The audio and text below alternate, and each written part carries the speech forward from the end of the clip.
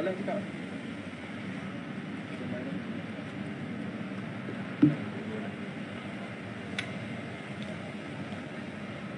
Kau queue lah.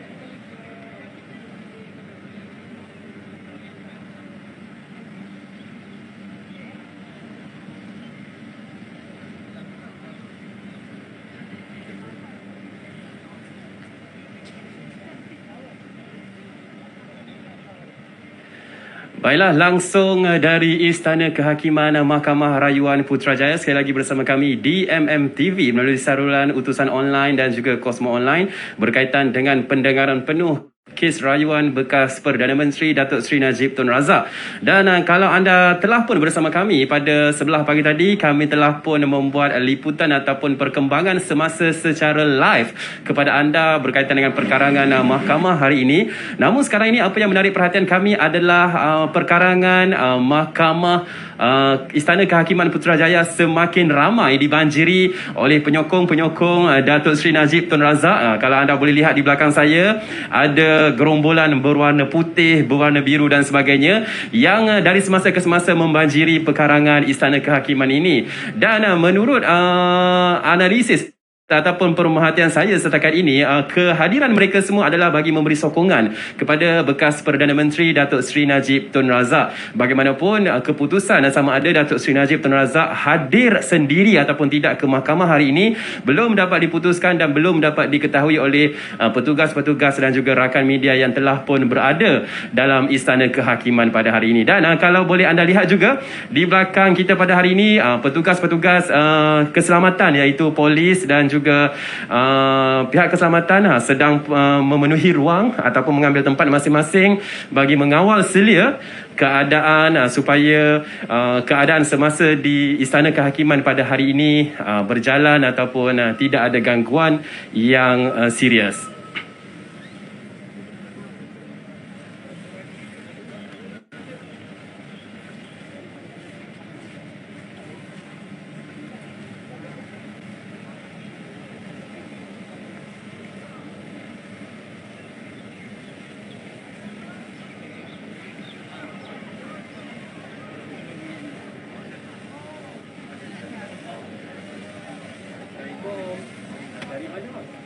Dari Kuala Lus.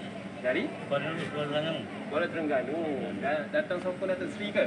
Ya, ya. Okey. Semua satu pasukan? Ya. Okey. Kami nak interview sikit boleh ke? Ha? Boleh ke? Nak interview sikit? Okey, boleh bangun tak? Baiklah, bersama saya sekarang ini salah seorang penyokong Datuk Seri Najib Tun Razak yang difahamkan jauh datang daripada Terengganu. Boleh saya tahu siapa nama bang? Saya Nur bin Dollah. Nur bin Dollah. Ya, ya. Okey, dari mana sebenarnya? Dari Kuala Lus, Kuala Terengganu. Kuala Nerus, Kuala Terengganu. Baiklah, datang hari ini dengan tujuan dan sebab apa sebenarnya ni? Tujuan untuk menyokong Datuk Seri Najib Razak untuk majlis ini rayuan mahkamah dia. Alright. Saya tengok segak berbaju Melayu dan juga bersongkok. Sebenarnya dari NGO ataupun pasukan mana? Dari NGO. NGO apa tu? CRC. CRC. Alright. Baiklah, hari ini kita sekejap lagi kemungkinan kita akan tahu keputusan penuh berkaitan dengan pendengaran rayuan Datuk Seri Najib Tun Razak. Apa yang tuan harapkan daripada keputusan hari ini? Tuan beberapa pihak pada Datuk Seri lah. Supaya pengadilan dapat keadilan. Ya. Alright. Mungkin kita boleh imbaskan kembali, memang ramai menjadi harapan semua pihak tuan agar kes ataupun keputusan berpihak kepada Datuk Seri Najib Tun Razak. Cumanya kalau kita boleh imbau semula sepanjang kepimpinan Datuk Seri Najib Tun Razak, apa yang membuatkan benar-benar menyentuh ataupun benar-benar memberi kesan kepada tuan sendiri? Banyak ada dari segi tolong rakyat. Dari segi pembangunan macam-macam jenis lah. Kerana dia tolong pada rakyat. Segitulah. Alright. Tapi yang menarik perhatian saya juga sebenarnya dari Terengganu, memang dari Terengganu ke menginap dekat KL semalam? Ada bas, dia tidur atas bas sana. Tidur atas bas. Alright. Berapa bas sebenarnya tu? Saya datang 2 buah bas. 2 buah bas. 3 buah van. 2 buah bas, 3 van. 3 van. Berapa penyokong jumlah semua? Jumlah 100 lebih 120 orang. 120. Alright. Terima kasih tuan. Sama-sama. Okey. Semoga keputusan hari ini berpihak kepada Datuk Seri Najib Tun Razak, insya-Allah. Alright, bukan saja NGO daripada Kuala Terengganu, malah ramai lagi NGO ataupun peribadi masyarakat yang hadir, kalau anda boleh tengok, mewakili persatuan-persatuan dan juga NGO yang akan memberi sokongan kepada kes bekas Perdana Menteri kita Datuk Seri Najib Tun Razak.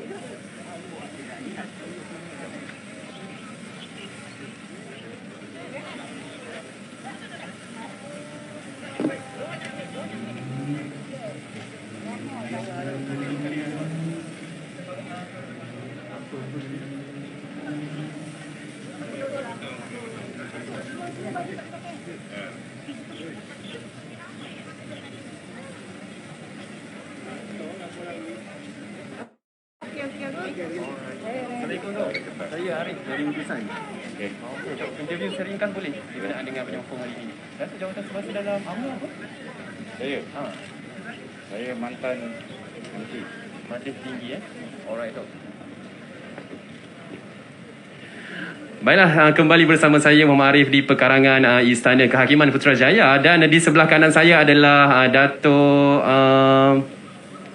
Luqman Adam yang merupakan bekas Majlis Tertinggi UMNO dan turut hadir memberi sokongan kepada bekas Perdana Menteri Datuk Seri Najib Tun Razak pada hari ini. Secara ringkasnya Datuk, apa yang Datuk harapkan dengan keputusan hari ini? Saya mengharapkan walaupun semalam mahkamah telah menolak cubaan peguam Datuk Seri Najib untuk kata orang tu mengemukakan bukti baru, kan?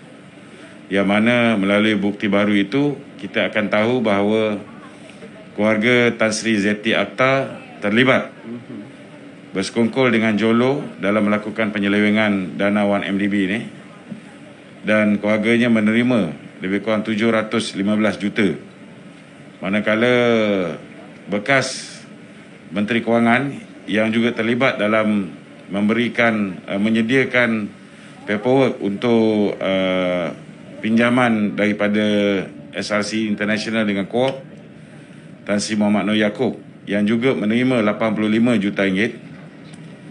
Begitu juga dengan Nik Faisal, individu yang telah memasukkan duit 42 juta ke dalam akaun amanah UMNO atas nama Datuk Seri Najib selaku presiden dia, tanpa pengetahuan Datuk Seri Najib, kan? Nik Faisal juga menerima 85 juta ringgit, sama macam Tan Sri Muhammad Noor Yaakob daripada Jolo, yang telah pun didedahkan melalui kertas siasatan yang telah viral di media sosial. Saya yakin bahawa Allah akan berikan keadilan pada Datuk Seri Najib.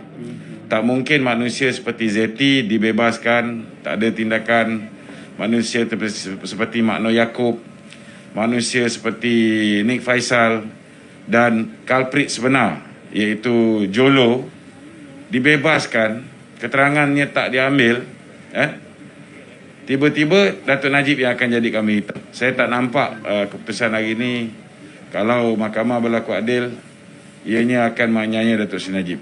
Jadi saya yakin hari ini insya-Allah Datuk Seri Najib akan dibebaskan. Alright, selaku bekas Majlis Tertinggi UMNO, sekiranya rayuan hari ini tidak berpihak kepada Datuk Seri Najib, bagaimana dengan Tan Sri Zeti ataupun mereka-mereka yang terlibat di sebalik tabir ini? Apa pihak UMNO sendiri ingin lakukan ataupun hukuman kepada mereka selepas ni? Kalau misalnya kita memerintah, sekarang kena faham ni, Perdana Menteri sekarang ni memang daripada UMNO, tetapi beliau adalah sebahagian daripada kerajaan Perikatan Nasional. 114 orang yang memilih Muhyiddin ialah 114 orang yang memilih beliau. Jadi kita pun tahu ada ugutan daripada Tan Sri Muhyiddin yang meminta supaya Datuk Seri Najib ni didapati bersalah, kalau tidak mereka akan tarik sokongan. Jadi kalau misalnya hari ini keputusan menampakkan Datuk Seri Ismail Sabri tidak campur tangan dalam urusan mahkamah, dan kalau Datuk Seri Najib dibebaskan hari ini, kalau betul Muhyiddin nak tarik sokongan, silakan. Sebab dah lama UMNO tunggu nak adakan pilihan raya umum. Saya fikir dia tak berani nak tarik. Dia tidak ada sifat kejantanan yang cukup untuk tarik diri daripada menyokong kerajaan Datuk Seri Ismail Sabri. Kerana dia tahu hari ini antara dia masih ada lagi jawatan pengurusi panel pemulihan ekonomi negara adalah kerana ihsan daripada Datuk Seri Ismail Sabri. Kalau dia tarik sokongan sekarang, maka parti dia, saya ingat kalau menang pun 2-3 kursi dalam pilihan raya akan datang. So kita dah lama tunggu. Dan kalau misalnya dia tak tarik sokongan pun, UMNO mahu pilihan raya segera diadakan, kerana kita perlu memerintah mengikut acuan kita sendiri. Hari ini kita tak boleh memerintah mengikut acuan kita. Hari ini Datuk Seri Ismail Sabri bagaikan tangannya diikat. Macam mana dia nak memerintah? Banyak polisi-polisi yang diputuskan zaman Muhyiddin Yassin terpaksa diteruskan. Dan polisi-polisi ni banyak polisi-polisi yang tidak bijak. Polisi-polisi yang menyusahkan rakyat. Jadi kita kena ubah benda ni semua. The only way ialah dengan mengadakan pilihan raya umum segera. Kita boleh buat di Melaka dengan SOP yang ketat. Kenapa kita tak boleh buat di seluruh negara? Begitu juga di Sarawak pun kita dah buat. Alright. Datuk, sedikit soalan juga berkaitan dengan kes rayuan Datuk Seri Najib hari ini. Soalannya, kenapa baru semalam Datuk Seri Najib, bagi pihak Datuk Seri Najib ingin mengemukakan bukti-bukti baru, bukan sebelum ini, bukan bulan lepas, bukan tahun lepas? Sebab maklumat ini baru saja SPRM dedahkan sehari sebelum pilihan raya di Melaka, hari mengundi. Mungkin tujuan dia supaya kita ni ingat balik pada kes YMDB. Tetapi secara tidak langsung SPRM telah mendedahkan lebih 20 bilion telah dibawa balik oleh SPRM. Belum lagi oleh MOF yang kita tahu dah lebih 30 bilion sudah pun dikembalikan kepada kerajaan Malaysia. Tetapi 5 sen haram pun tak dibayar hutang YMDB. So ke mana duit-duit ni pergi? Pertama. Kedua, kalau kita tengok dengan pendedahan ini juga, SPRM mengesahkan keluarga Zeti daripada duit yang dirampas. Dia 715 juta yang diperolehi oleh syarikat yang ada kaitan dengan Tan Sri Zeti, iaitu suami dia Taufik Aiman, anak dia Aziz Taufik, dan seorang lagi, dan seorang lagi nama Samuel Goh. Yang dirampas hanya 66 juta ringgit. Yang baki dia orang simpan mana kita tak tahu. Jadi SPRM mendedahkan daripada duit ini 66 juta ringgit sudah pun dibawa balik ke Malaysia.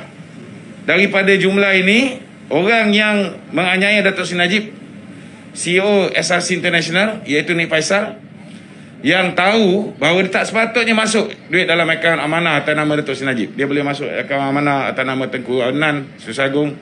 Dia boleh masuk dalam akaun amanah atas nama Datuk Seri Saleh Syed Keruak. Tapi dia pilih untuk masuk dalam akaun amanah atas nama Datuk Seri Najib, lepas tu dia melarikan diri.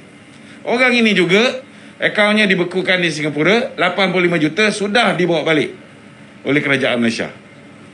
Jadi kalau keluarga Taufik Aiman dengan Zeti duitnya dah dirampas, keluarga ni duit yang Nik Faisal pun dah dirampas, Mak Noh Yaakob pun sama juga menerima 85 juta. Takkan kita nak biar the main culprit yang bekerjasama dengan Jolo ini dibebaskan, dan kemudian Datuk Seri Najib yang dia pun tak tahu duit tu dimasukkan ke dalam akaun dia. Saya nak beritahu Peguam Negara sebelum ni dah melepaskan Datuk Seri Najib, sebab Kalau kita menerima sogokan, kita kena tahu duit tu masuk. Kalau tak, macam mana kita nak kata dia bersalah? Itu sebab sebelum ni, kes ni tak ada kes. Tapi disebabkan Lim Guang Eng berjaya mengangkat peguam dia sendiri, Peguam Chimping, menjadi ketua peguam negara atau menjadi peguam negara, maka benda yang tak patut didakwa, didakwa. Ada banyak selective prosecution berlaku zaman Tommy Thomas, zaman Pakatan Harapan. Itu sebab Mahathir hari ni berulang kali dia takut Datuk Seri Najib naik balik. Kenapa? Kerana dia takut semua sekali akan terbongkar.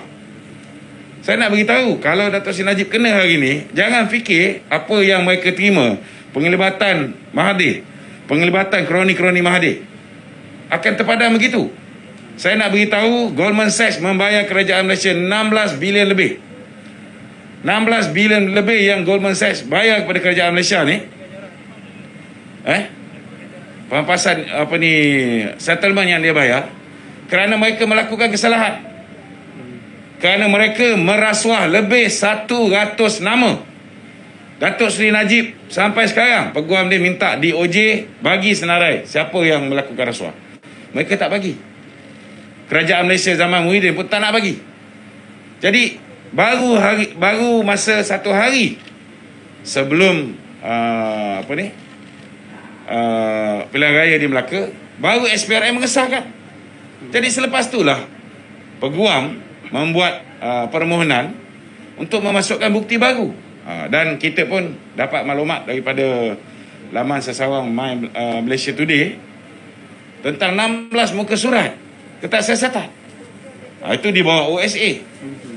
Tapi mungkin Raja Petra duduk dekat London, kan? Selamatlah sikit dia. Betul tak? Persoalannya, benda ni adalah bukti yang jelas penglibatan orang-orang yang bersekongkol dengan Jolo. Kenapa nak aniaya Datuk Seri Najib? Kenapa nak bebaskan orang yang dah terang-terang kaya raya kerana bersekongkol menyelewengkan duit YMDB, membantu Jolo? Alright Datuk, sedikit bersaksikan Istana Kehakiman hari ini, apa ucapan kepada Tan Sri Zeti yang kalau menyaksikan video ni? Kalau dia menyaksikan video ni, dia telah berbohong pada rakyat Malaysia dengan mengatakan dia tidak tahu menahu. Sedangkan ketika dia menjadi Governor Bank Negara, pihak berkuasa Singapura telah pun memaklumkan kepada Bank Negara tentang akaun Taufik Aiman dengan anak dia yang telah dibekukan oleh pihak berkuasa Singapura. Begitu juga 2019, kalau Tommy Thomas kata dia tak tahu apa-apa, saya nak beritahu 2019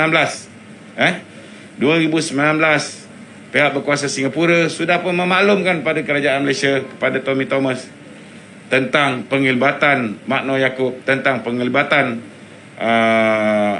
Nick Faisal, tentang penglibatan Zeti, dan ramai lagi, banyak lagi nama ni.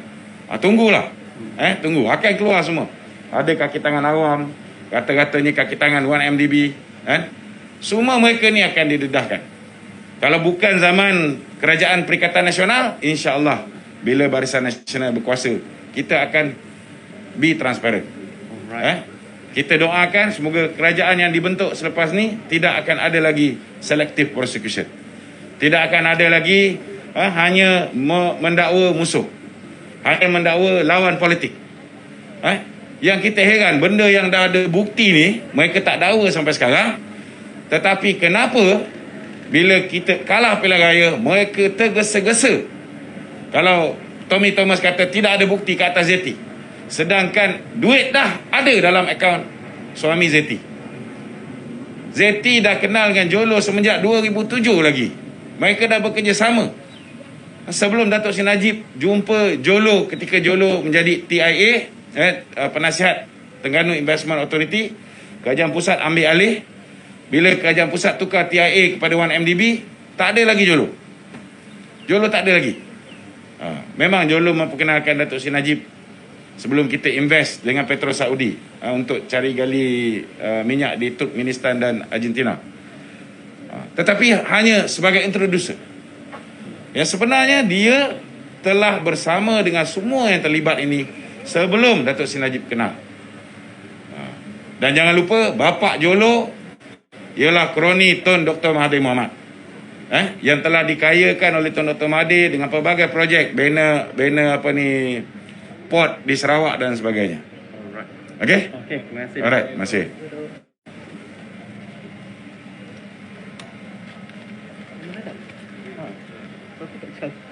Kurus kan?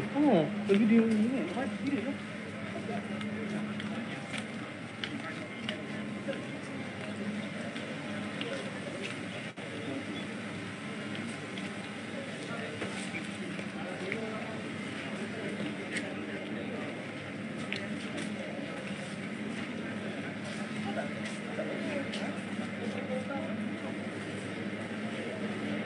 SPRM mengesahkan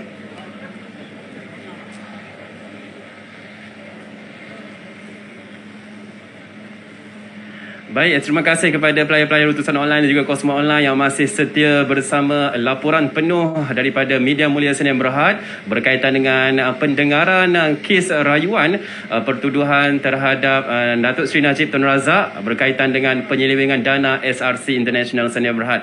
Itu dia tadi, kami telah bersama-sama dengan penyokong Datuk Seri Najib Tun Razak di pekarangan Istana Kehakiman Putrajaya, dan kami juga sempat menemu ramah bekas Majlis Tertinggi UMNO iaitu Datuk Luqman Adam, yang mana Datuk Luqman Adam telah pun menyimpulkan dan juga mengharapkan agar kes pendengaran rayuan terhadap Datuk Seri Najib Tun Razak pada hari ini benar-benar menyebelahi ataupun berpihak kepada yang benar. Ingat, mereka yang bersalah di sebalik pertuduhan ini, kata beliau, akan menerima ataupun berdepan dengan impak ataupun pertuduhan yang lebih tinggi suatu hari nanti. InsyaAllah kebenaran akan berpihak kepada yang nyata dan kebatilan akan berpihak kepada yang jahat. InsyaAllah kita akan kembali bersama-sama Media Mulia selepas ini untuk laporan dari semasa ke semasa.